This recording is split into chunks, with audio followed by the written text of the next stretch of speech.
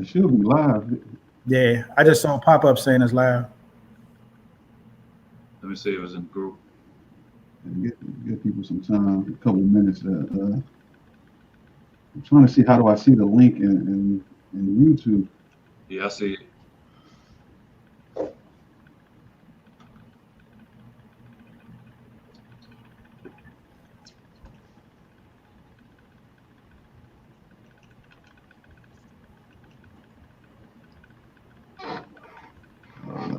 What happened to the Fat Boys? Ed, I thought you was gonna come in with them, man. That job wasn't working, huh? Let me see if I could do something. Yeah, play one of them Fat Boys joints. Start off the show. That was before your times, Rex. Yeah, I don't know what y'all talking about. For real? Man, Oh man. I just turned 30, yo. Yeah. You ever seen Disorderlies? Who? Disorderlies. Nah. Damn. That was probably before he was born. Yeah. Yeah, when he said he graduated in 93, I was like, yeah, man, I was born in 90, so. But you never even heard of him before? Nah, bro. When I was in high school, Boys at all? not at all. Are they a go-go band or they're like Rex, you never seen Crush Groove, Rex? Hey, did Crush? y'all hear that? I've heard of Crush Groove. I don't think I ever watched it. You gotta watch it, man.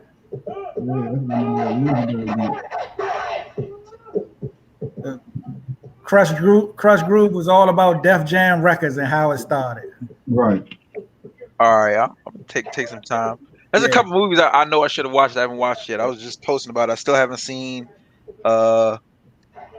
Slumdog Millionaire, Wolf on Wall Street. Oh, you gotta watch it. Yeah. Come on, Wolf of Wall Street. You gotta watch that. So I'm waiting for my little bootleg cable to stop. No. Ooh, okay. Y'all can't hear that, can y'all? No. Very faint. Barely. What you planning on?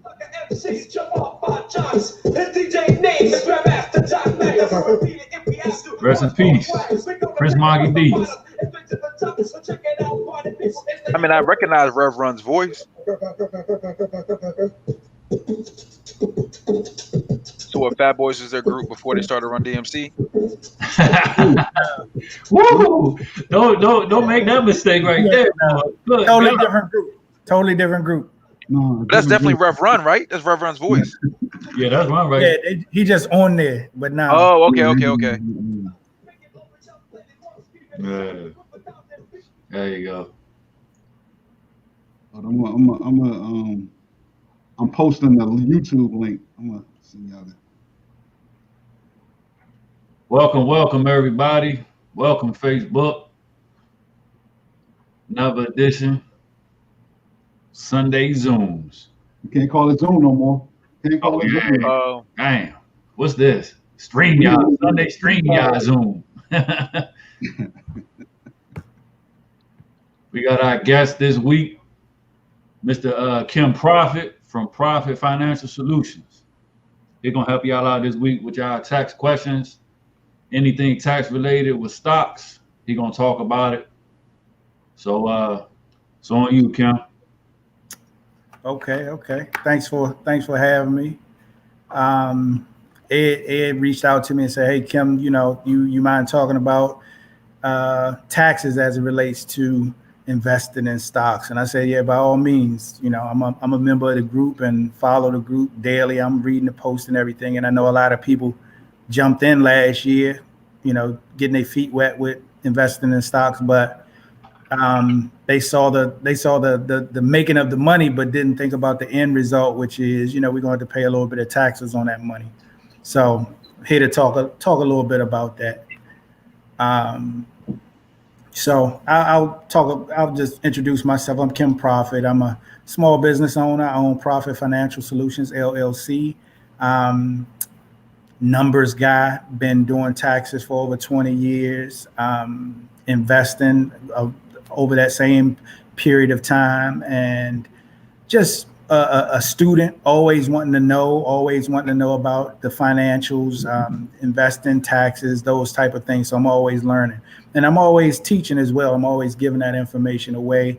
I do it as a business, but I love coming on to platforms like this where I could talk about it and help my people as well as anybody that's interested in knowing. So I've gotten a question a lot where people ask, okay, so what am I going to be looking like in terms of my taxes? Like, I made some money last year with Tesla and Apple and this and that. And now what is that going to look like? And so I started to explain it to them. And of course, a lot of it sounds like, Spanish, but, again, I try to break it down to them as easy as possible. So, so the first topic I'll talk about is that, which is short-term capital gains versus long-term capital gains. So I'll talk a little bit, give a little bit of backstory, which is most of us that are probably investing today, we work a regular 9 to 5. We have a job. So at the end of the year, we get a W-2, we get our taxes filled out, and we pay income taxes on those wages that we had. But we pay them as what they call ordinary income. Those wages are what they call ordinary income. So we have the different tax brackets that are associated with the money that you make on your regular job. Well, when you start investing in stocks, real estate, collectibles, other types of things, they don't get taxed as ordinary income because they're not wages. They get taxed as capital gains. And then you have two differentiations between capital gains, which is short-term and long-term. Now, short-term capital gains is when you hold an asset for less than a year, meaning like a lot of people are buying stocks and then selling them a week later. You're going to be taxed at the short-term capital gains rate. Now, if you hold something, a Leap, or you got some stocks that you've been holding for, 5 years, and then you finally say, okay, I'm going to capitalize on these and I'm going to sell them. Well, the fact that you held them for longer than a year, you're now entering into the long-term capital gains area. Now, the distinction between the two is that short-term capital gains is treated just like your ordinary income. Because of the fact that you held it for less than a year, you're going to be taxed on whatever you made off those stocks the same way that you're taxed on the income that you make on your job. Now, one thing about that, and people might not understand it, is when you talk about the tax brackets, and I can't roll call them off right now, but let's just say they were 0, 10, 15, 18, 22. A lot of people have the myth that the more money you make, the higher tax bracket that you'll land in, which is true, but they have the myth that all of your money is taxed at that rate. And that's not true. We're under a progressive tax rate system, which means that the first 10,000 is taxed at this rate, the next 10,000, and I'm just using figures, round figures to talk. The next 10,000 is taxed at the next thing, then the next amount is taxed at that. So it progressively gets higher. So that means that whatever is tacked onto the back end of your income, that's taxed at the highest rate. So if you think about it, if you're a worker and you make $50,000 a year, and then you made $9,000 in taxes, in investing in stocks, because essentially the stock part is not what you do on a day-to-day, that's going to be taxed at the higher rate when you talk about short-term capital gains. Now, this past, 4 years when Donald Trump was in office, they were, wanting to see his tax returns. And there was this thing where, he paid $750 in taxes. So that's one thing. Then you'll hear, especially when you talk about stocks, you'll hear a lot of people throw this story around where they say Warren Buffett pays less taxes than his secretary. And I have to qualify that when they ask me that or they say that to me, because Warren Buffett doesn't pay less taxes than his secretary when it comes to a dollar amount. They're talking about the percentage of his income that he pays. And that's because the majority of his money is being made in terms of investments. So they fall under that long-term capital gains tax. And you have 3 different categories for that. It's 0, 15, and 22%. Most of us are going to fall into that 15% range, because the 0% I want to say is up to about 10,000. And it also depends on which filing status that you have: single, head of household, married filing jointly, married filing separately. But most of us are going to fall into that 15%. So that means that whatever money you made, no matter what, in terms of selling stocks, it'll be taxed at 15%. So with that being said, somebody like a Warren Buffett, the majority of his money is going to fall into probably the 22%, but it won't go any higher than that. But if you look at the ordinary income tax brackets, like for the workers, if you were to go make, $250,000 a year, $400,000 a year, your tax bracket for the IRS is going to be much higher than the 22% tax bracket. So getting into politics a little bit, this is why you hear the politicians going back and forth about the Republicans fighting for tax cuts for the corporations, because they fall under that capital gains and those corporate taxes, versus the tax structure that the Democrats push for the everyday working person. It's like you're giving the corporations or businesses the breaks, because they fall in that 0, 15, or 20. I'm sorry, I said 22, but it's 20%. They fall under that, where we go up to a much higher tax bracket. So that's essentially how you'll be taxed on any income that you make from selling your stocks. Now, one thing for anybody that's a beginner, if you've bought stocks, you did not sell them, December 31st came and then it went, and now you're in 2021. If you did not sell that stock in 2020, you don't pay any taxes on it. You don't pay any taxes on it until you actually sell it and what they call realize a gain. So when you see that stock going up, but it's just still in your portfolio, you haven't sold it yet, those are considered unrealized gains. You haven't sold it yet. So you'll see it go up, down, up, down. You don't pay any taxes on that. You only pay taxes on the realized gains, which are when you actually sell it.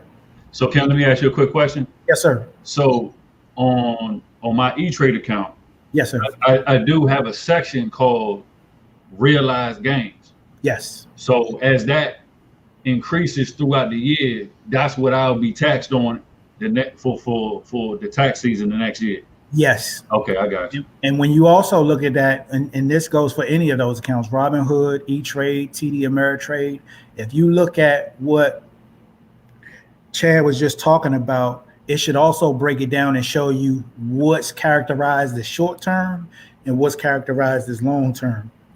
So it's no shock to you how it's going to be taxed, because basically at the end of the year, just like your W-2, you're going to get a statement from whatever platform brokerage that you use. They're going to send you a statement, and it's going to break down all of your trades all throughout the year, and it's going to lump them into those various categories. So whoever prepares your taxes, like someone like me, we know how to characterize that when we do your taxes. Yes. So the second topic I wanted to talk about was losses. So I know all of us want to win, but I'm sure there were plenty of us in 2020 that ended the year, when you look at that statement, with losses. You've made some money, but you kind of learned some hard lessons on some trades too, and you might have lost. In the end, you might have lost more than you actually made. So with that being said, you might have made, $10,000, but at the end of it, when you tallied it all up, you lost 7. Oh, I'm sorry, you lost, let's say 17. So you lost more than you actually made. So in most other businesses, when you operate a business, if you take a business for that loss, you take a loss for that business. In this example, you made 10, but you lost 17. The net effect of that is a -7. You can actually carry over that -7 to your ordinary income. This is for the people that actually have a regular 9-to-5 job, and it will reduce your taxable wages by that much, by $7,000. Now that's in a traditional business. If you were running a side business where you were Uber driver or electrician or whatever you did as your side business, even real estate, if you had rental properties. But when it comes to stock investing, there's a limit on what you can reduce your ordinary income by, and that's $3,000. So if you, in our example, if you made 10 and you lost 17, you have a net effect of a $7,000 loss. Well, you can only carry $3,000 of that over into your regular income to say, I can reduce my wages by that, my taxable income by that. The other $4,000, you don't lose it altogether. You could just put that on the back burner, or what they say, carry it forward to the next year. So let's say in the next year, you made $20,000, you only lost 10. So the net effect is you gained 10,000. You can now offset that with your $4,000 loss that you carried from the previous year. I know that can get a little technical, but I wanted to kind of shape that for those that might understand and say, oh, okay, I see how that works. I thought if I took, a $20,000 loss and I made $100,000 on my job, now I'm only going to be taxed on $80,000. And that's not how that works. They limit us when it comes to those losses that we can take as it relates to investing in stocks. I wanted to stop and see if we had any questions, or if you guys had any. I'm checking the Facebook feed right now to see if anybody had any questions. I had a quick question on that. Okay. So is the best strategy to, like, let's say I have a profit going into the end of the year. Yeah. I have stock that I'm holding. Yeah. Negative. Yep. So it's always better to sell that at the end of the year. So now it depends on a lot of different factors. Right. If you're talking about strictly from a tax perspective, then you can say yes. You can say yes, because that's going to help offset my gains. Yeah. But then you got to ask the question of, just like we talk about in the group, why did you invest in that stock in the beginning? Are you just holding on to a loser? Do you think this is going to bounce back? Because the bottom line is, if you think it's going to bounce back and you're going to really make money off of it, I'd rather make money and pay the taxes on the money that I make than to offset gains by a loss. That's just me. Mm-hmm. But if you feel like, you know what, man, I've been holding on to this for way too long. This thing is a loser. It ain't going to never turn around.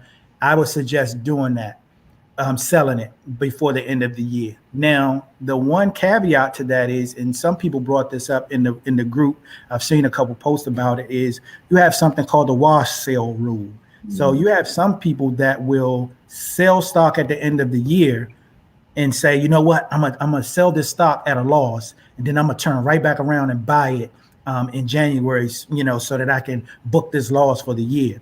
It doesn't work like that. You got to wait 30 days before you can buy that stock again, or they're gonna bump up the cost basis of what you buy it for again, just like you never sold it before. So even though you might get that, you might be able to get it in the previous year, it's going to look like more in the next year. But most times they'll catch it and it'll be on your form. That's why a lot of times, you'll see people where they say, Robinhood or whatever platform, they're not releasing our forms until February.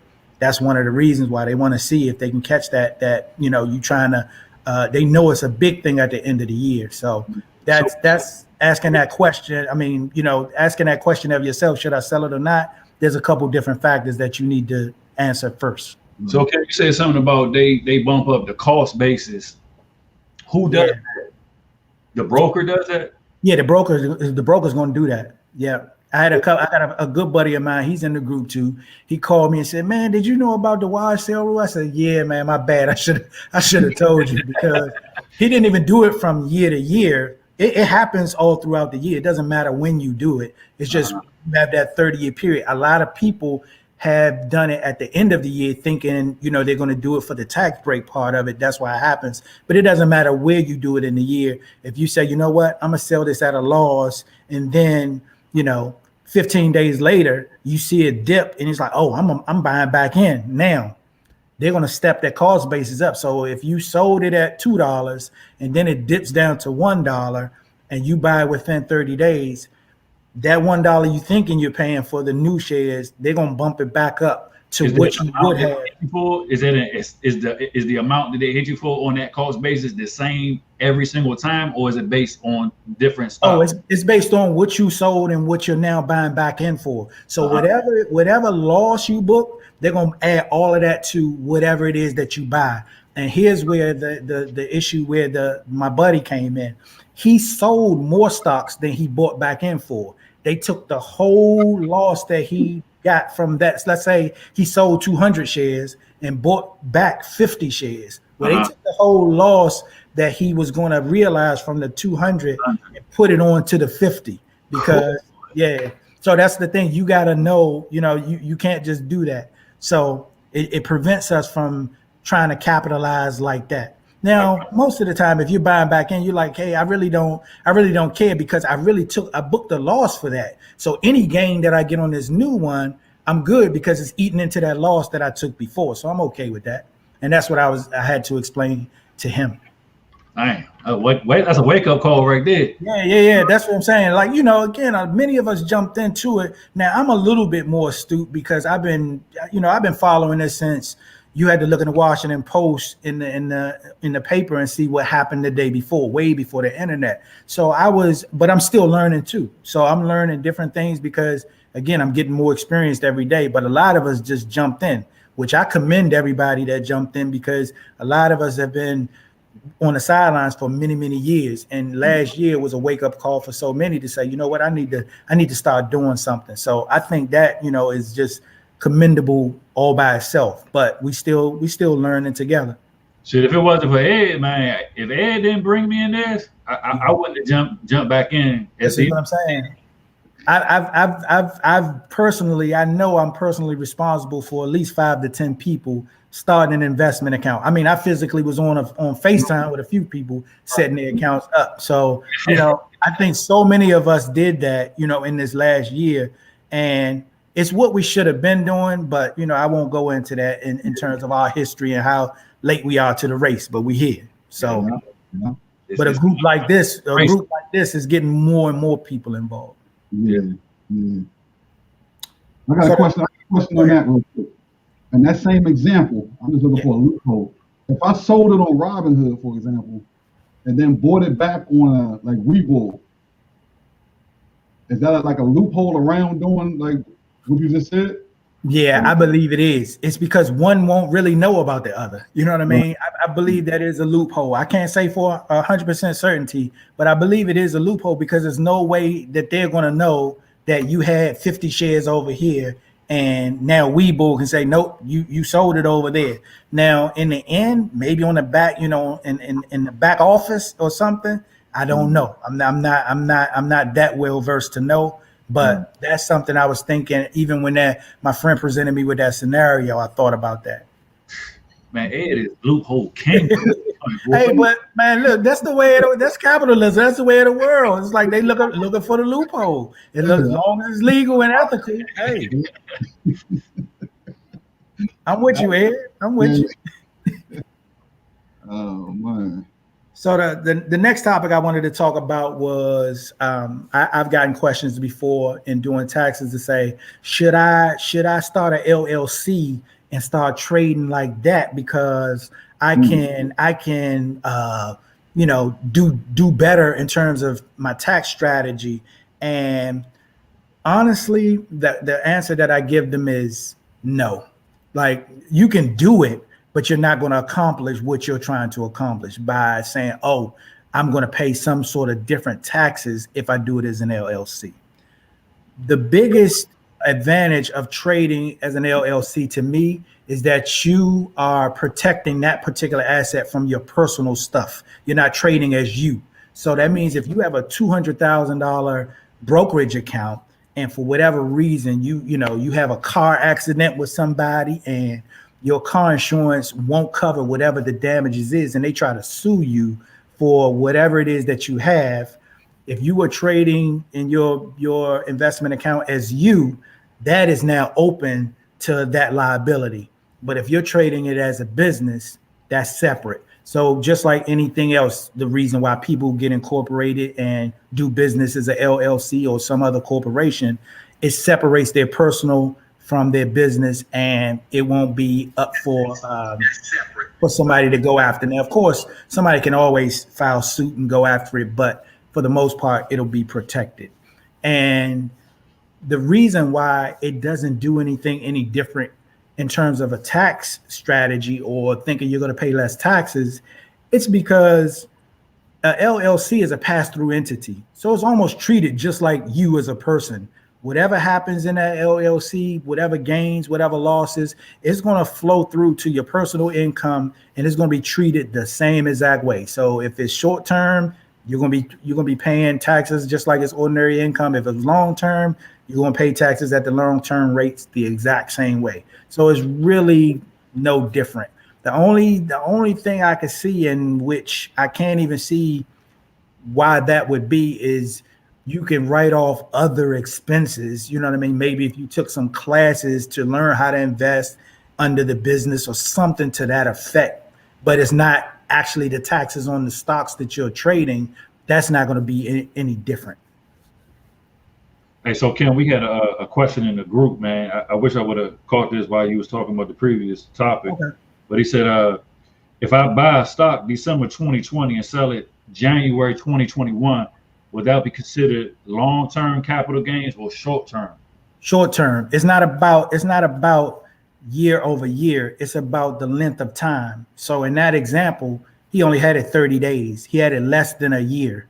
Not in the same year, but less than a year. Doesn't matter whether it cross years or stays in the same year. They're looking at the time from the time you bought it to the time you sold it. How much time has expounded. So with that, in that example, that would be taxed as short-term gains. Cool, appreciate it. Hey, yeah. I hope you got that answer, brother. So Kim, so you recommend getting an LLC if you're trading?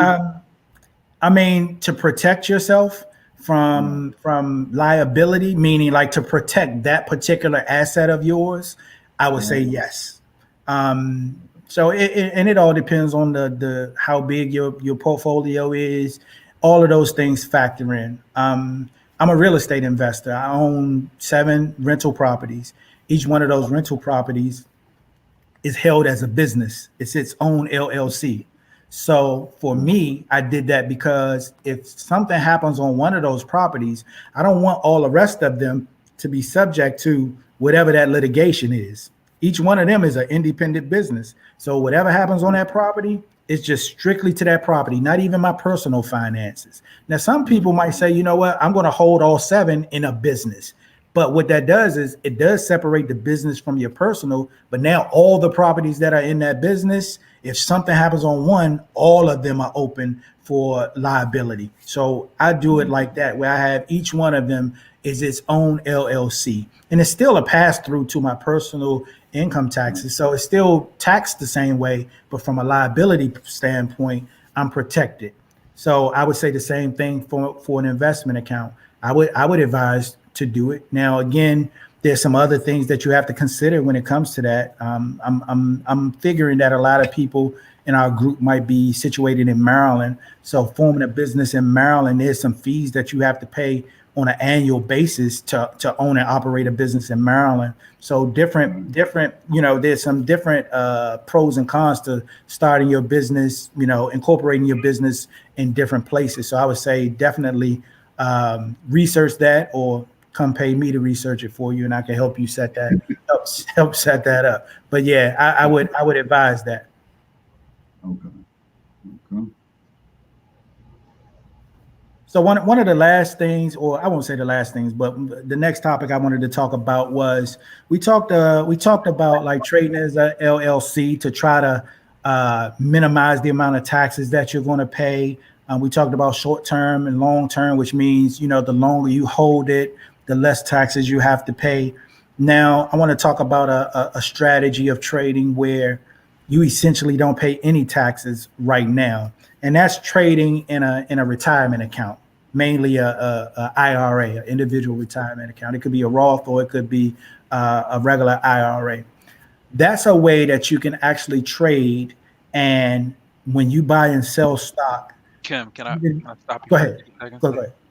All right, so just like we were trading options, right, and we're using analogies like calls and puts, Yes. and we assume everyone might be there. I don't think we should assume everyone knows what an IRA is and what's different between a Roth IRA. So just dropping that will help people track what you're about to say.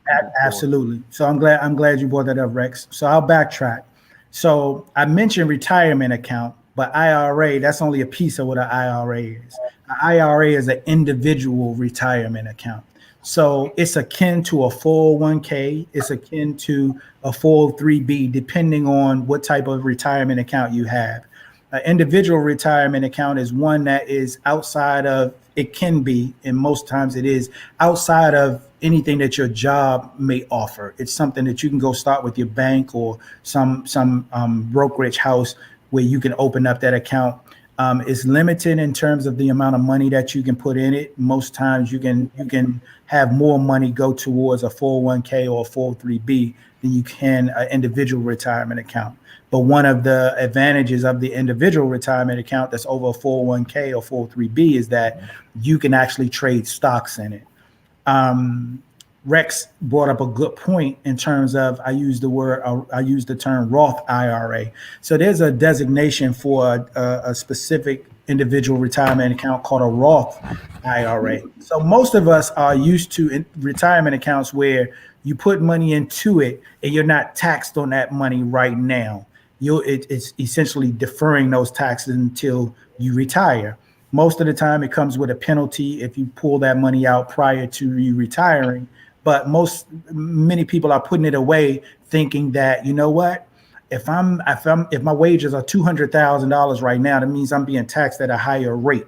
But when I go to retirement, I'm not going to be making that same amount of money. So when that money comes out, I'll be paying a lesser amount of tax on it. So essentially you're deferring taxes and you're trading off paying a higher rate when you're younger for a lower rate when you're older. Of course, you can't predict the future. We don't know what the tax rates are going to be. However, if everything remains neutral, that's how you would be looking at it. So with that being said, our individual retirement account or IRA, you put money in, you don't pay taxes on that money until the money comes out when you retire. With a Roth IRA, you actually put after tax money. So the money you bring home in your check, you actually put that in. But the advantage of that is all the money that you make, all of the investment income that you gain, it's not going to be taxed at all at the end. So you don't have to pay any taxes, unlike the other traditional IRA. And the beautiful part about investing in stocks is that in a Roth IRA, as you are trading your stocks and you're making money, that's treated as investment income. And when you pull that money out, when you retire, no taxes are being paid on it. But again, you're putting after tax money into that account. And you can only put a certain amount of money in that account to actually realize that benefit. They don't let you just say, you know what, I'm going to stick my whole salary in there because I don't ever want to pay taxes. The IRS won't allow you to do that. But that's again $6,000, right? Yes. Yep. And there's a couple other different, differentiations, but that's the most common one. And you have to be careful because if your job offers a 401k or 403b, you might be even more limited in what you could put in an IRA. But one thing that I would offer as a piece of advice, and this especially for the younger people that might be transitioning from job to job, you might have money that you put into a 401k or 403b at an individual job, and then you left. And now you started a new job. Well, most times, most of the financial gurus, they're going to say, hey, don't take that money out, roll it over to your next 401k or leave it there if you can, but don't take it out because you're going to be penalized on it, and which is true. But the more advanced information that they can give you is say, or you can take that money out, roll it into an IRA, because you can roll 50, 100, you can roll the whole thing into an IRA and then start trading out of that IRA, but you can still do your regular 401k. You're just not adding any more money to that. You are trading in it. Go ahead, Rex. I see you chomping. That piqued Rex's interest right there. Piqued my interest. All right, so I worked for the state of Maryland. I was an academic advisor in Maryland for a really long time. That's my first job out of college, right? Yep. And I did that for 5 years. All right. So I have my 401k with the state of Maryland, and they were like, hey, you don't work for us anymore, but you can just leave it here till full maturation. And I was like, Yeah. cool, that's great. Y'all keep that 20. I'm not gonna worry about it. Yeah. I don't want to pay taxes on it. But what you're telling me right now, because I don't make $200,000. I would love to, but let's say I'm young, maybe one day I'm a CIO or CFO or some CTO, some craziness, and I'm making $150,000, $200,000 a year, and I'm getting taxed at a higher rate. You're saying potentially, I know I'm not. You're not telling me what to do with my life, but potentially, it could be better to take that money out now while I'm at a lower tax rate because I'm younger, roll it into the IRA or the Roth IRA because I'm paying all the taxes up front at my lower tax rate. And then, maybe I'm 50, 60 years making, $150,000, $200,000 a year, not be taxed at that higher tax rate that I make as I get more experience in the workforce. Yeah. But see, the thing, let me say this first. Yes. But here's the thing. You're not going to be taxed on that money at all because it's in a retirement account now with the state of Maryland. You pay no taxes on that money. Only thing you're doing is taking it from under their retirement system and you're putting it into another retirement vehicle. You don't pay any taxes on that at all. And then you're trading using that account going forward. So you're just basically moving it from one place to another to give you the ability to actually start trading using it, opposed to just investing it in the funds that particular retirement account offers, which you really have no control over. Yeah, they literally just said, "We'll just keep, letting them mature." And I was like, "All right, whatever." Yeah. So for people that aren't really savvy, that's fine. That's great. I would advise that. And for different clients that I have, I tell them do just that. But for someone like you, that's a person that's trading stocks and understand it, I would say, hey, let that money work for you. I could do a lot with money. Yeah, man. So I gotta say, I would like to roll my retirement into a Roth IRA, and then I have to find a brokerage with whom I would do the Roth IRA with. Yeah, and I can tell you now, TD Ameritrade does it because my wife had some money from a job that they like you're with the state of Maryland. They said, oh, it's cool. You could park it here. You don't have to take it. Well, her particular job, they were with, I want to say it was Charles Schwab, and they were mandated to say, hey, you got to move this. You got to do something with it within this period of time. If not, we're just going to cut you a check. And then you're going to have to either take that check and deposit it within a certain amount of time into a retirement account, or you're going to be susceptible to paying taxes on it. So I said, you know what we're going to do? We're going to put that into an IRA. We're going to, I'm going to trade using it. Now, again, different people have different strategies. My strategy for that was I was going to buy and hold long-term investments with it. And so we just did this right before Tesla and Apple split. So I bought both of those before they split. So, and I'll share it. The Tesla I got when it split, the cost was $400 a share at that point. So as you can see, even though it backslid a little bit, it's doubled that fast. It hasn't even been a full year and it's doubled. So that's the advantage of taking that money that was sitting in a retirement account. And my wife will tell you, it was actually just sitting there. And finally I said, man, we better move this money before they send us a check. Because we didn't, it wasn't like we needed it or wasn't even really paying it attention. But we then moved it and doubled it up. And I have no intentions on liquidating it right now. I'm gonna let it go to infinity. You know what I mean? Until something happens. So, wow. I know that you piqued the interest of a lot of millennials just now. So I appreciate you, sir. Absolutely. So, and I wanted to kind of save that for the end because that's the one where that's the strategy that you can use to not pay taxes on that money. If you have that ability, if you have the wherewithal to do that, and you find yourself in that position. Or it comes up later where you're saying, you know what, I moved from one job to the next. I know more about investing in stocks now.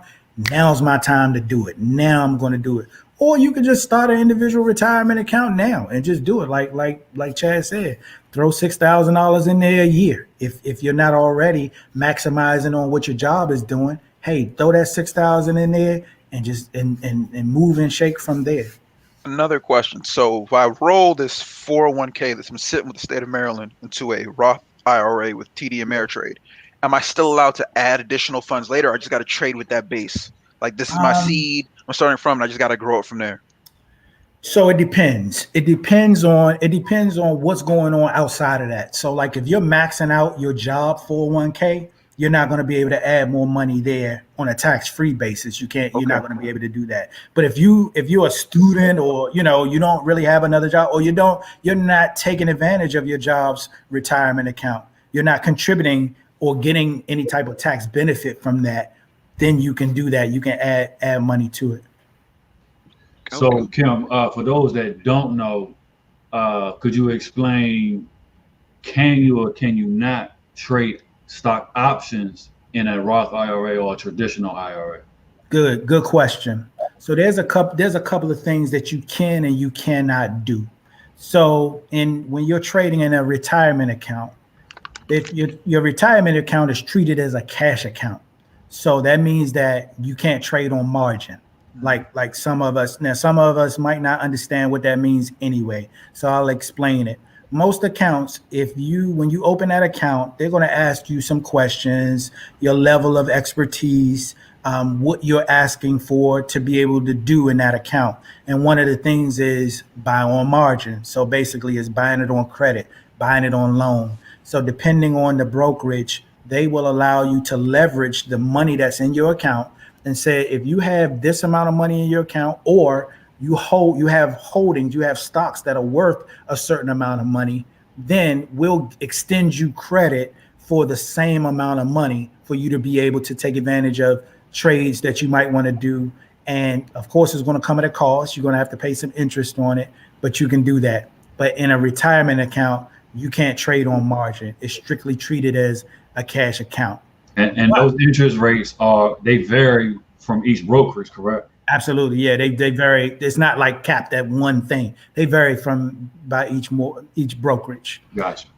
But the question that you asked was about trading options, and you can trade options in the retirement account. I actually did it in that same account that I'm telling you. Look at Rex. Yep, you repeat Rex's interest again. I actually did it, but caution. Yeah. If you are not experienced in options, you gotta learn or talk to somebody that is before you just opt to do that. Because unlike buying shares and the stock goes down, with an option, there's an expiration date. If you are not in the money at that expiration date, or you can lose it all on that one particular trade, and your whole retirement account is wiped out trading options. So definitely that is 100% possible. Whole retirement gone in 1 week.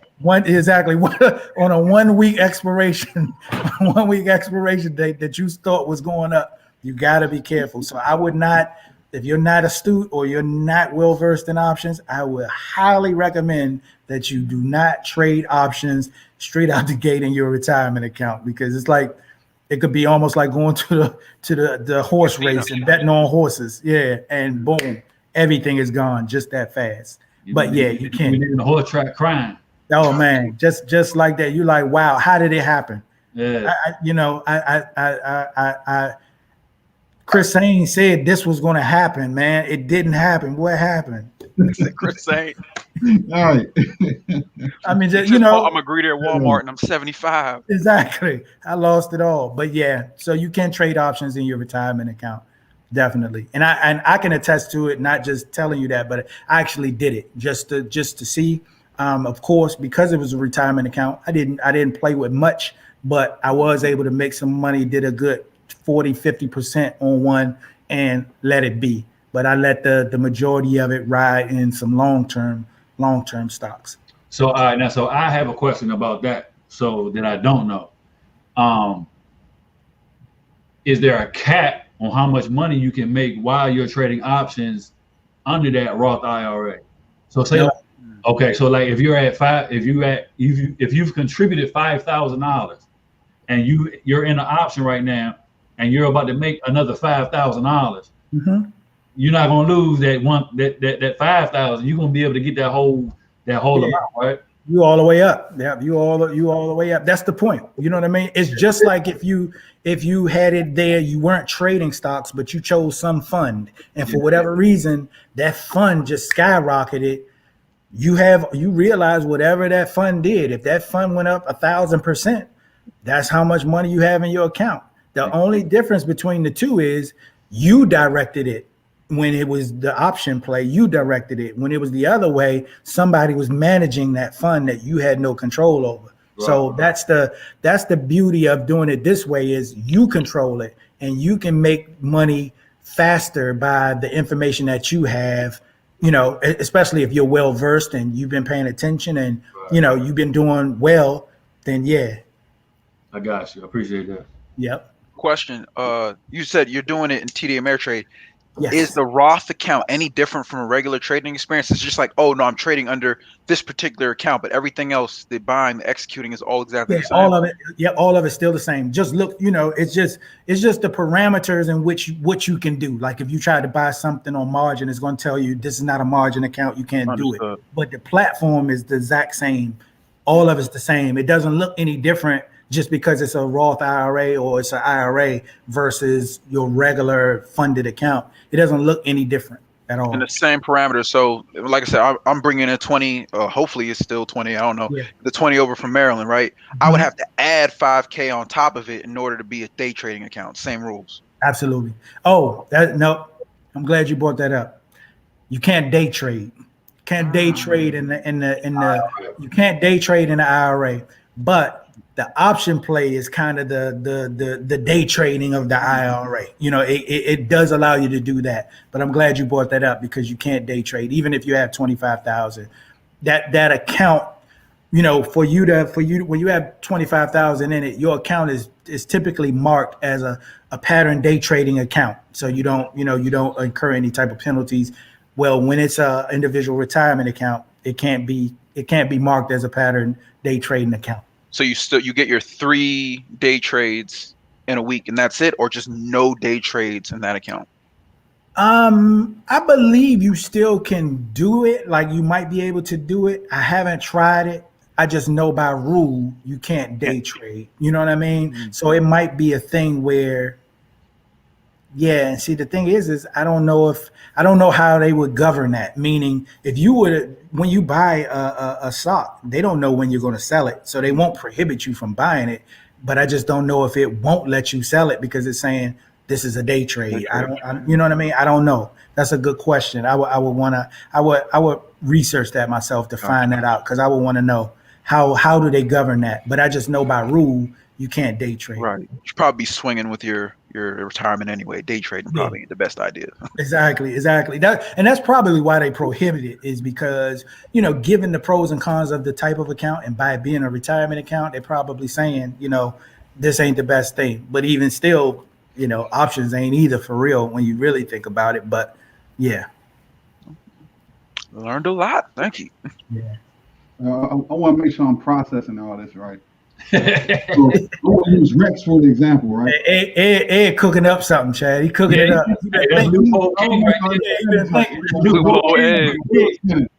So like Rex, he did the IRA. You said the difference with the Roth is you pay taxes afterwards.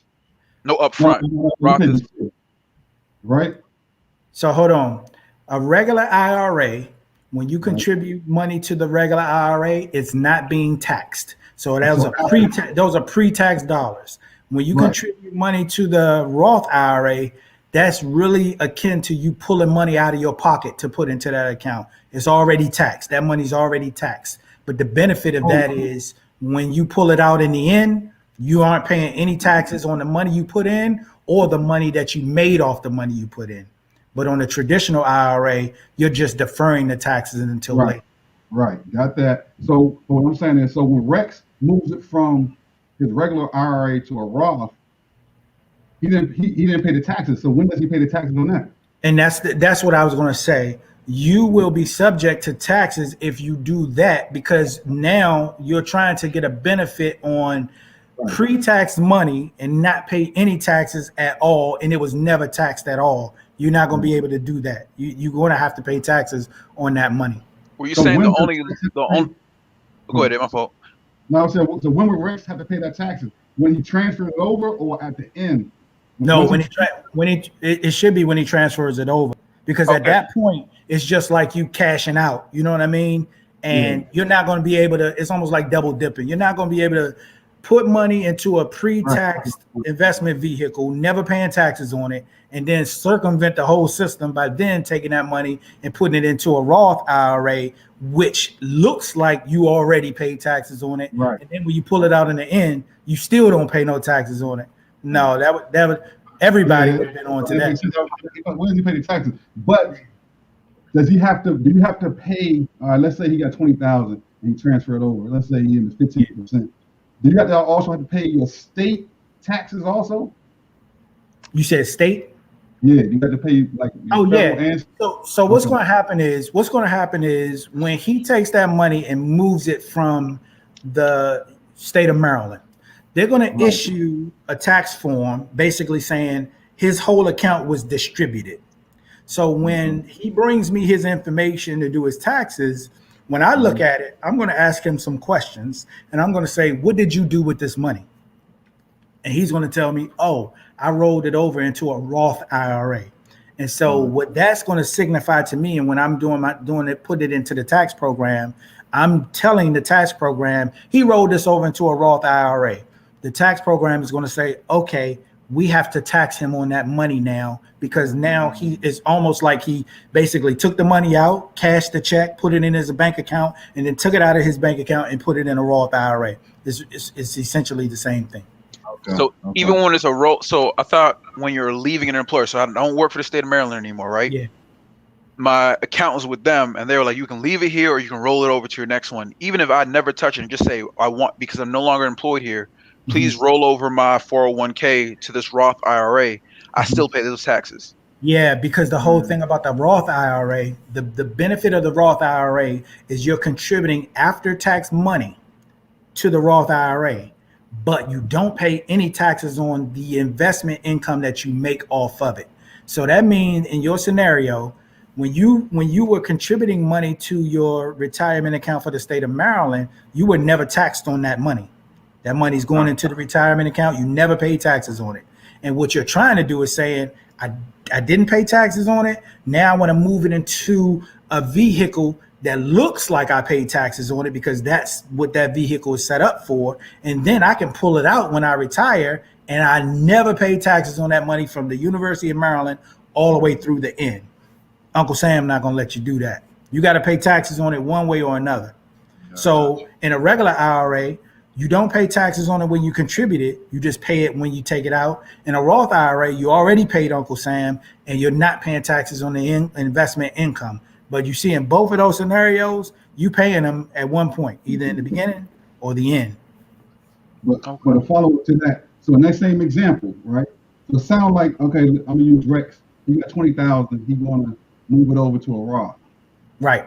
He doesn't pay the taxes until the end of the year for that, right? You still gonna have 20,000 in his Roth, or do you pay it once you transfer it over? It's gonna go down to like 15,000, whatever, or you pay that at the end of the year? No, the full amount will go. And it's just going to be like anything else that you do, the same way with your stocks. As you're trading stocks all throughout the year, you can do everything throughout the year.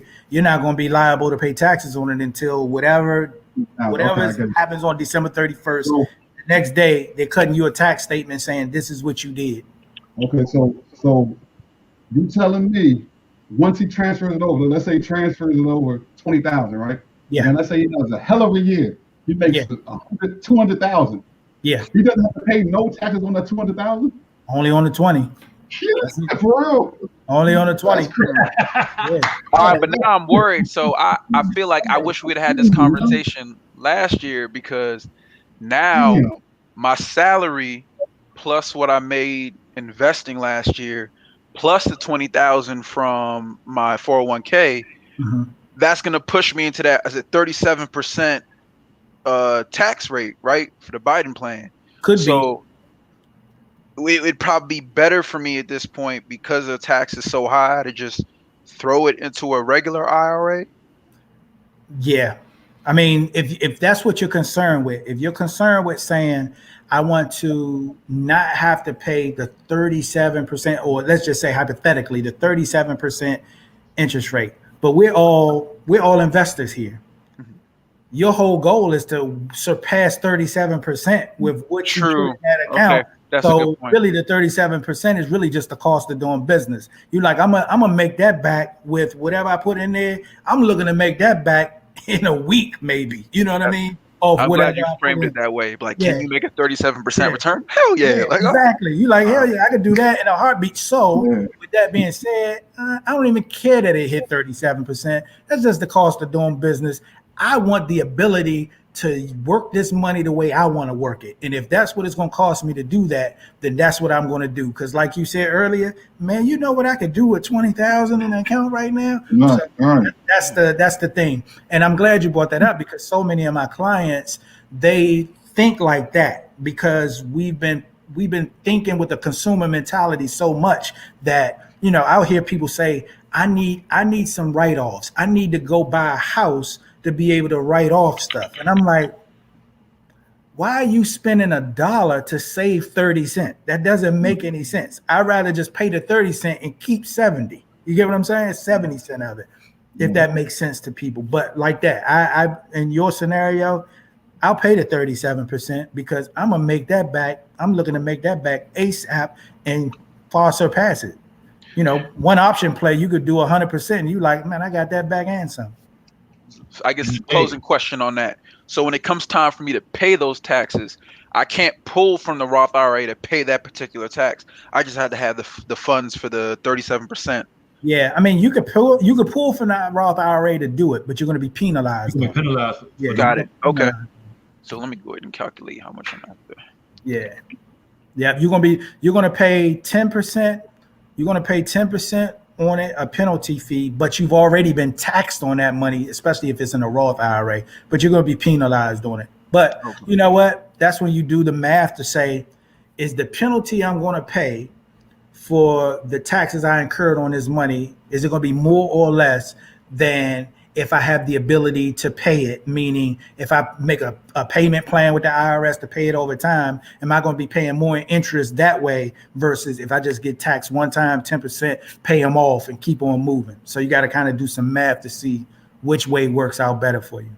Okay. Me personally, I would do the payment plan and work my money in the investment to earn some money to pay it off if it came down to that. Got it. All right. I mean, it's not so. I just got to figure out if I want to take 7,400 out of my regular trading account to pay that. And I think you framed it well. I got some things to consider, but this seems like the right thing to do. So yeah.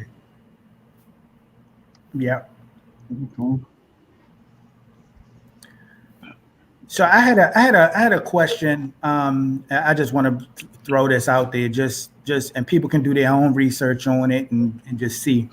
With a lot of new investors, you know, people are digesting a lot of information, reading a lot of things. And with that, I had somebody post, I think it might have been in a group or somewhere on Facebook, and somebody tagged me in it because they were looking for a tax accountant or CPA that had familiarity with trader status. So the IRS has what they call a trader status. So with the trader status, essentially, you get benefits for being a trader, somebody that, you know, buys and sells stock on a regular basis. This is pretty much your primary business. So you don't get taxed the same way as everything we've been talking about today. And so the person reached out to me to say, hey, do you have any experience with this? And I was totally candid with him. I said, no, I don't have any personal experience with it because none of my tax clients remotely come close to satisfying the requirements to be considered trader status as it relates to the IRS. And if you really go do your research, there's not a lot of people that really fall under that status that satisfy those requirements. Now, a lot of people feel like they do a lot of trading, and even then, if you work a regular job, that nixes you altogether because there's a few different few different requirements that the IRS is looking for when you are asking to be considered with the trader status, and having a regular job is going to rule you out altogether, because unless you're saying I work at night and all day long for at least 5 or 6 hours, I'm sitting there trading, making trades, day trading, for 200 and or plus trading days of the year. That's kind of impossible. They'll look at that and say, there's no way you're doing that. So, hey Kim, what if you teleworking and you trade? Right. Hey, look, given this past year, there might have been some people that might can make the case and say, hey, look, I work for the government, man. We wasn't doing nothing. I was day trading. I had 4 screens up. You can't tell me I wasn't day trading. Look at my statement at the end of the year. Yeah.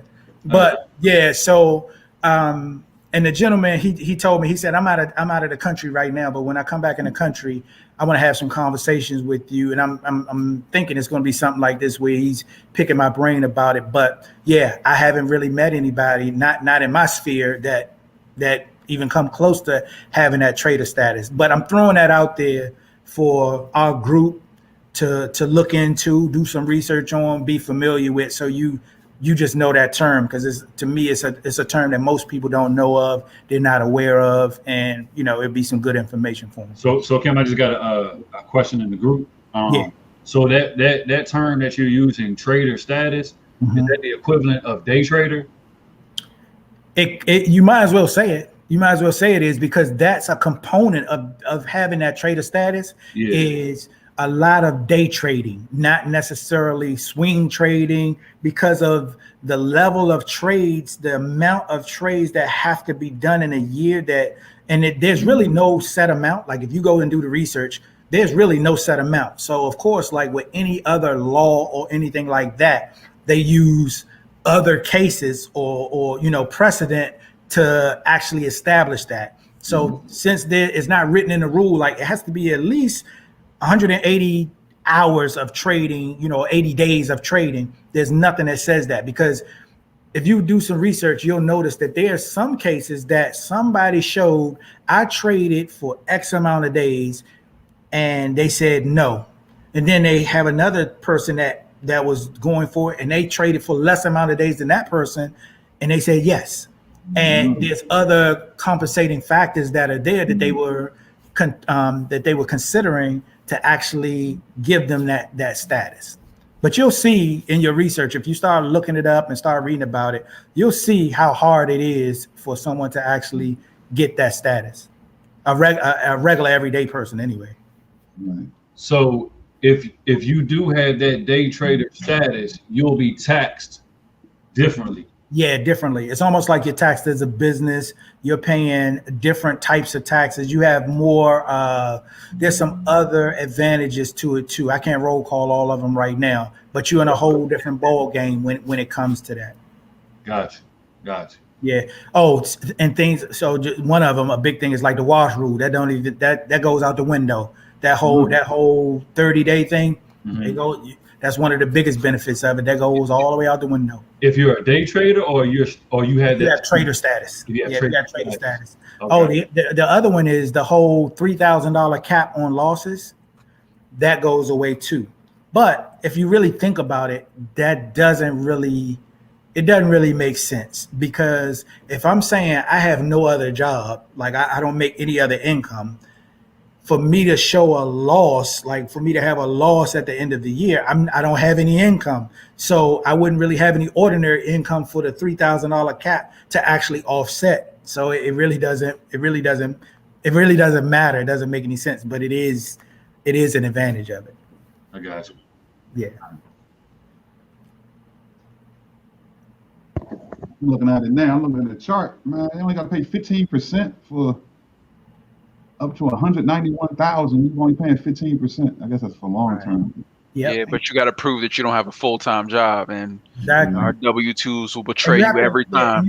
You can't just do it. You have to like request to get this status, and they have to like grant you that. And the thing about it is, it isn't forever. It's like you could have this status for 1 year and not the next year. So yeah, it's not something like you just get granted this boom.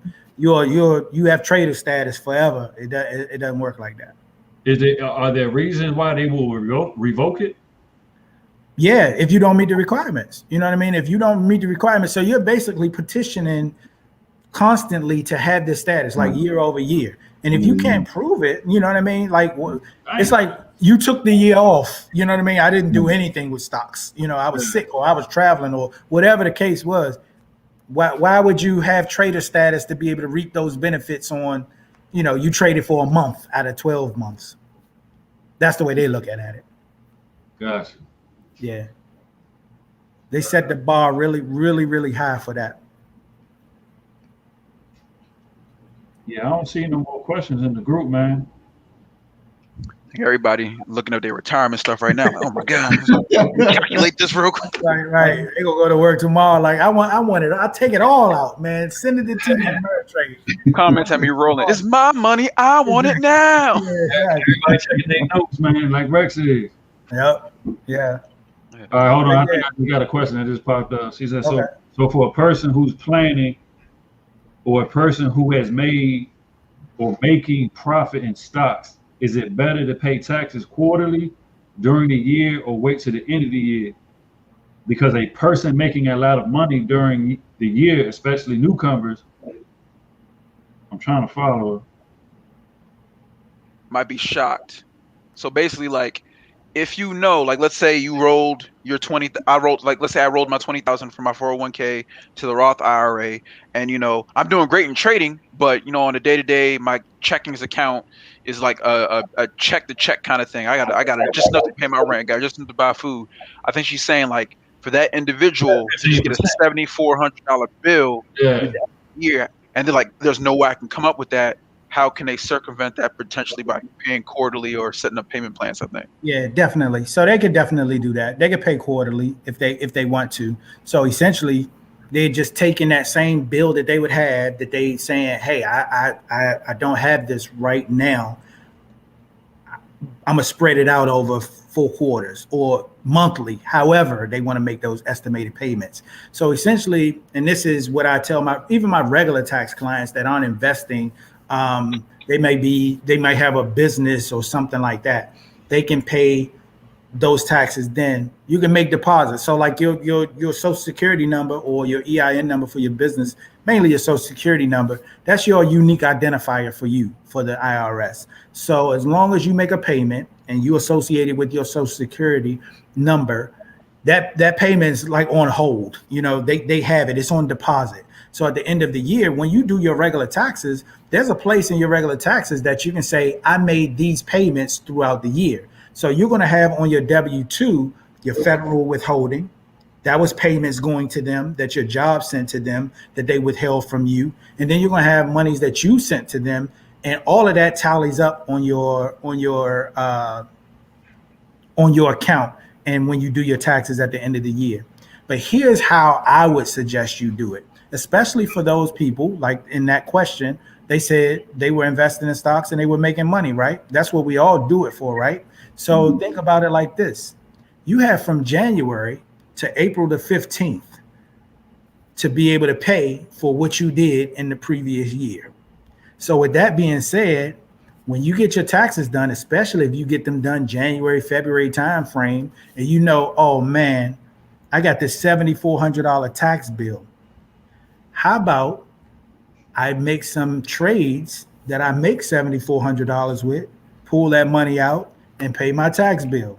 And guess what? I'm not responsible for the taxes on these gains until next year. So you do that every January to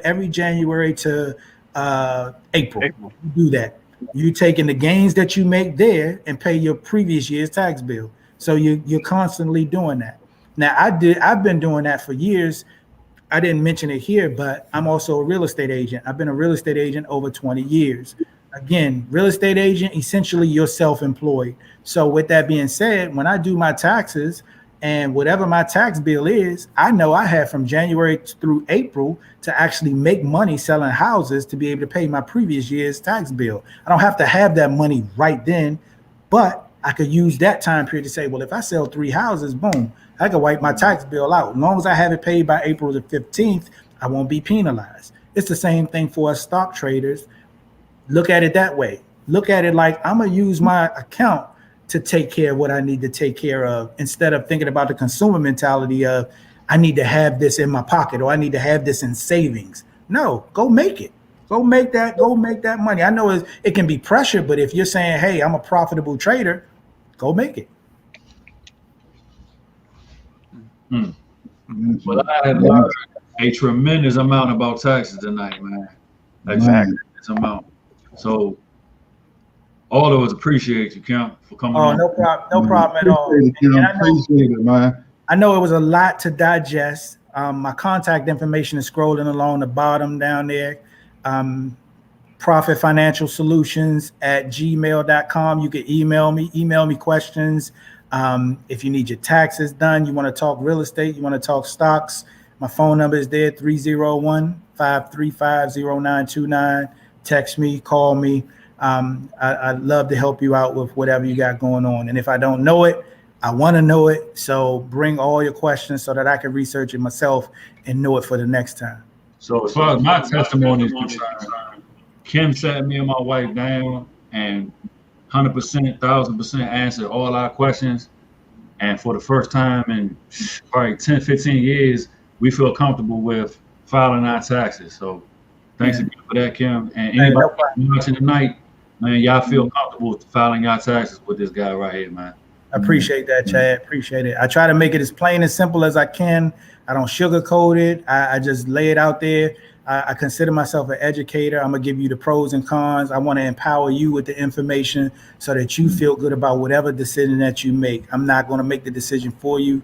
I'd rather you know, so that you can go talk to the next person about it and say, this is what I learned. You know, when you hear your brother, cousin, family, friend talking about their situation, you can talk about yours and speak about it with some authority to say, you know, when somebody asks about who did what on your taxes, I don't know what they did. I get that so much from clients. I don't know what they did. I just know I got 27,000 back.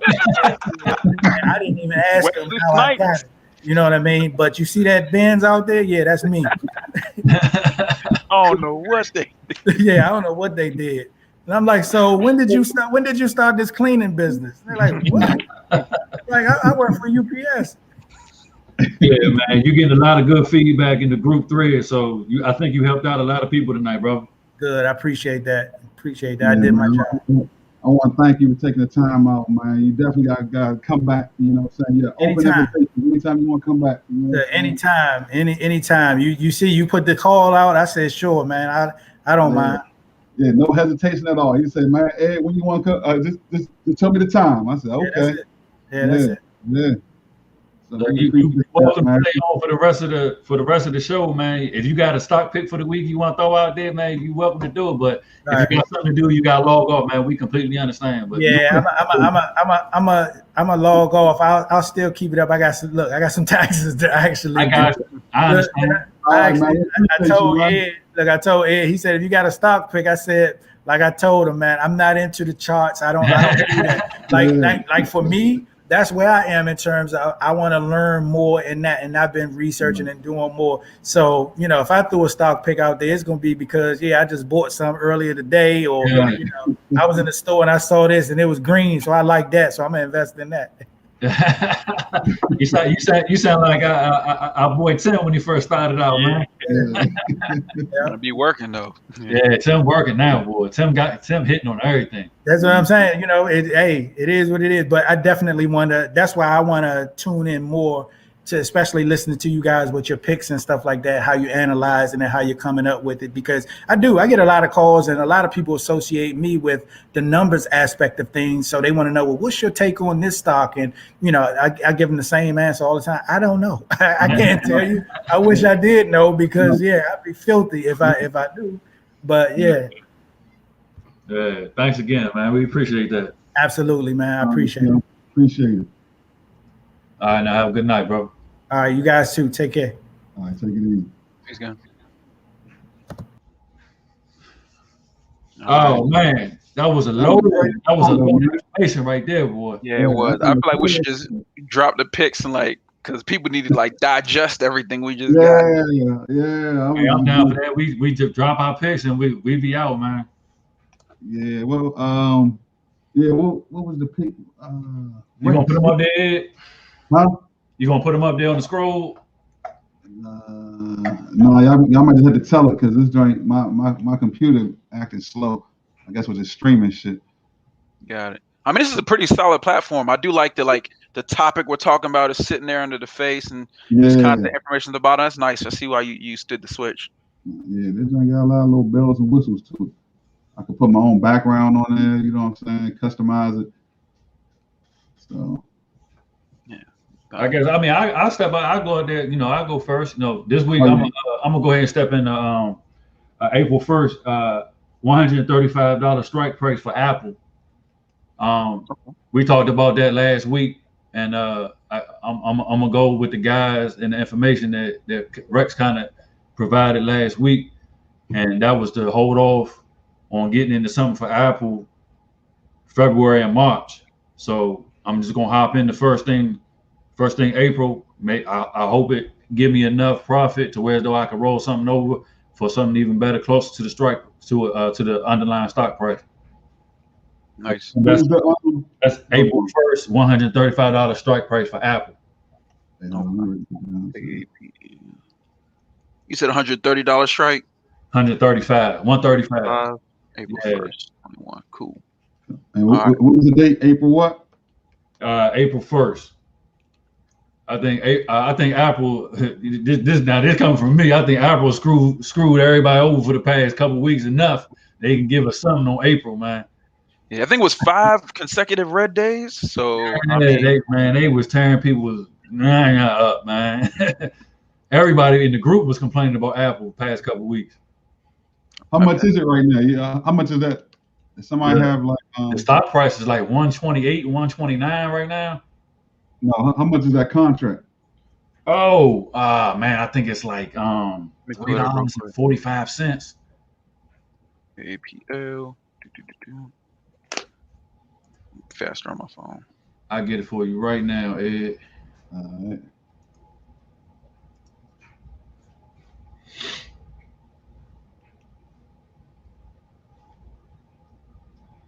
April 1st. Got it. All right. So for the 135, it's coming in at $3.18. So it's not bad at all. Yeah, $3.18. It's not bad.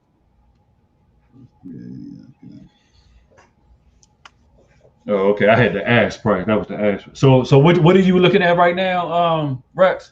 I'm on Robinhood. So I just went to Apple, went over to April 1st, and then for buying a call at 135, it's reflecting $3.18. So that's another good topic to talk about. So is that the bid, the ask, or is that something that Robinhood calls the mark? So right now there's only 2 contracts for sale at that actual strike at 325, and there's one buyer who's willing to pay 310. So the mark or the middle or the average is 318. Got you. Mm-hmm. And the last sale was at $3.11. So even though they're asking for 325, with how red it's been lately, it seems like the sellers are willing to come down. So I might want to wait a little bit to see if I get some more action at that strike price to hop in there. Let me go ahead and check Apple's RSI real quick. Let me see what it's looking like.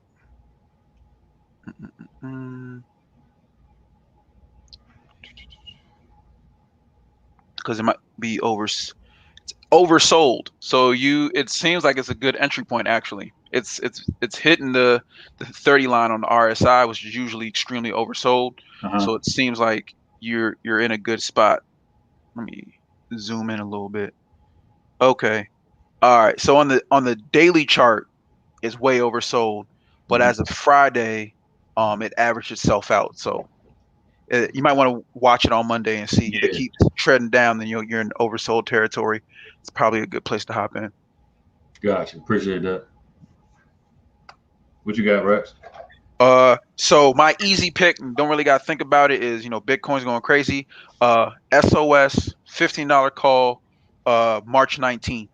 So Rex, you ain't going with DraftKings this week, man? Oh, DraftKings is my complicated one. So you seen the big paragraph I put in the chat. So my simple one, SOS $15, March 19th, and that's because Mara and Riot seem like They've got Riot. I learned later this week it was being not manipulated, but it was picked by Wall Street Bets, and that kind of has something to do with why Mara and Riot have been toe and toe for the last 2 months, and suddenly Riot took off on its own. So I think Riot has gotten to a point where its value its price doesn't really reflect its value.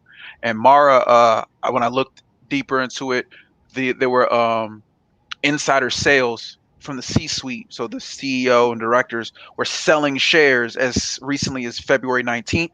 So for me, I'm like, I'm going to take that as a sign and probably take a step back and started looking for smaller crypto sympathizing stocks. So SOS, FTFT, Next ID, which is one of Sanika's picks. But SOS, I'm feeling good about. You got 1 month. If Bitcoin keeps doing what it's doing, I definitely see it hitting $15. So I put $1,000 in calls on that. I'm just gonna let it rock for the rest of the month. When I bought it, the implied volatility was pretty high. It is starting to edge down, so I think it's a really good entry point for other people. And then my more complicated pick is DraftKings. Y'all know I love DraftKings. DraftKings come up my mouth like every other week. They have their earnings report on Friday. They just probably made more money they've ever made being sponsored or being partnered with the NFL for the Super Bowl. So I'm feeling good about their earnings report. But again, I don't like holding through earnings reports. I think maybe 2 meetings ago, we talked about a tool that will show you what happened to a stock the day before and the day after its earnings report. So, yeah, I don't remember what it was called again, but I have it up. Tip ranks. So Tip ranks, the May 15th DraftKings earnings call, it was $25 the day before. It was $29 the day after. August 14th earnings report, it was $36 the day before. It was $34 the day after, so it dropped. Did you memorize that or you wrote it down? No, that's in front of me. And then November 13th. Like, hey, you really love DraftKings, bro. Yeah, I think I'm gonna have to switch up. Stop saying Apple, man, because everybody calling me out on the thread to talk about the Apple's my baby, man. Oh man, might have to find another company, man. Oh, no. Yeah, and then the most recent one before the one coming on Friday was $41 the day before and $42 the day after. So I don't expect anything crazy, but I do expect it to trend up leading into the earnings report. So I'm feeling good about maybe getting something. Mondays it's probably going to rally really hard at the opening. Wherever you see it taper down, if you're a numbers person and you're looking at the graphs, I would look for whenever the RSI marks oversold. So you should, if you remember when we set up our Webull accounts so we could track it, 70 oversold, 70 overbought, 30 oversold. I'm personally, I don't know when to get into it, but I'm going to watch it. And as soon as it marks it, it's been oversold, I'm going to buy a call for, if you want to be cheap, $72, had one of the best deltas for the out of money contracts, and then probably sell it on Thursday. And if you're looking for safety, but a really powerful or strong delta, meaning it goes up, each dollar goes up, there's an in the money contract at $55.50. It costs $6.18, so $618 to buy that contract. You can buy it in the money, has a very strong delta. You can hold it while it hopefully rallies over the week, sell it on Thursday. That's this higher buy-in, safer trade, or you can do lower buy-in, higher risk, $72 call, and I think that one is like 40 cents or $40. So, hey Rex, what do you consider a strong delta? Anything above 0.8, and then I'm trying to get into. So for my reading, all the things are like, if you're doing option trading and you're looking at the Greeks, you should be looking for a delta of 80 cents or 0.8. So that's what I've consensus information. What I'm gonna start doing personally is start taking the delta, minusing the theta, and then trying to looking at the entire options chain and looking at not which strike price I want, but which contract is actually the most profitable based on the difference between the delta and the theta, which is ironic because delta actually means difference. So. Hey, Sanika, I appreciate that. William, I appreciate that. The birthday shout out. Today my birthday, fellas. Oh man, happy birthday, bro. Appreciate that. So yeah, those are my two. That's it. And then long term, CCIV, whenever they actually announce that merger. Oh man. I'm considering a put, but not until they actually announce the merger. I'm so borderline with that, Rex. I'm so borderline. No, man. yeah, write it now. Write it now. I'm saying the day they're like, hey, the merger is February 23rd. Like they officially make that announcement. The day before that merger, I'll buy a put. I will not touch a put before that. Why you gonna buy a put? I think it's gonna go up after the merger. Because that's what people thought with Helion, and it's been oversold for like a month long. Hey, don't say that around Ed. Why you bring that up? Why you gotta keep bringing that up? Around Ed. Let's do it. That was an anomaly, man. This one going up, man. Damn. So yeah, I'm with it. I think it's gonna run until the actual merger. So until it actually happens, I think it's green. I think it's good. I'm saying the day that they say this is happening Thursday, that Wednesday, I would buy a put for a month out and let it rock. But have y'all seen? But just like you, also, I'm trying to think. What was that stock that went down after earnings, but the put still was in the red? Remember? Oh, I mean, Amazon just did that to us on this last earnings. You said puts are real tricky, man. Yeah, because even though the stock might go down, yeah, might still, you know what I'm saying? It's probably not the one you're talking about, but that shit happened to me with that GameStop put I bought. I think because I was too far out the money. Yeah, and then implied volatility, that can be it too. So man, that was like 300 something. So in terms of my strategy, CCIV is the bottom of my list. It's just something in the back of my head. That's not something I'm like, I'm definitely doing this on Monday. That's something in the back of my head. SOS 100%. DraftKings, I'm looking for that oversold indicator, and then I'm going in. Hold on, what day is DraftKings? Oh, February. What day is it? It's on Friday, right? On Friday? Yeah. So what day is it? Should be Friday. Okay. Yeah. So Friday, I'm gonna try in the morning, or it's gonna be after market. Let me see. You said DraftKings is before open on Friday. Oh yeah. So the last one it did bad on earnings, but the stock still went up. Went up anyway, yeah. So it's weird. That's why I'm like, I don't want to hold it through. I want to catch a nice, nice dip, hold it till Thursday, and then let it do what it's gonna do. Hey Ed, could you bring up Helion? I know you don't like that joint, but could you bring on tip ranks? I want to see what it did before and after earnings, because their earnings is on Tuesday after close. That joint gets blocked on my PC. Might not come up.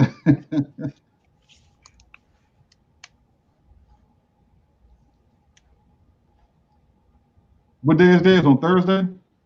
Tuesday. Oh, on Tuesday? Yeah. It's a lot of good companies this week with their earnings, man. Beyond Meat Thursday. That should be interesting. They've been doing really well during the pandemic. I'm really interested to see what Moderna and Plug do. I think Plug will probably have a very interesting. Damn, this one did the opposite of the other one. It beat earnings, but the joint went down 5%. 5% on that day, November 12th. Is that the only earnings they've had? Yeah, because remember, it just recently started existing, quote unquote, because of the merger. Yeah. Wow. But it beat and dropped because it was so hyped up prior to, and that's what I think. I don't think CCIV is a bad company. I just think it's getting a lot of attention. So it's like one of those like battery day, or what was it for Plug? It was something plug day, and then it came, and all the hype disappeared. Yeah. But yeah, that's it. I don't have no pick for this week. Yeah, you ain't got no picks, man. No, I'm gonna take this week off. I'll come up with something next week. All right. Well, that's it. Hope y'all enjoyed all the information from Kim Profit this week. All the tax information. Take your time, digest your notes. If you have any questions for him, if you for some reason just can't get in contact with him, hit one of us up. We'll relay the information to him. Yeah, I'm gonna put his info. I'm gonna put his info in the group. You know what I'm saying? Right, looking for any type of tax person, 20 years experience. Make sure you holler at Kim. Very knowledgeable what he's talking about. Pay all taxes, y'all. We don't know nobody in the group going to jail. Right. No Wesley Snipes. Right. Everybody be like, I'm in Facebook jail, ain't real jail, y'all. Y'all have a good week, good trading week this week. I'm about to get a couple drinks in before I hit the sack, man. All right, man. I'll see y'all next week. All right, Have a fellas. good Y'all have one. a good one, man. Yeah.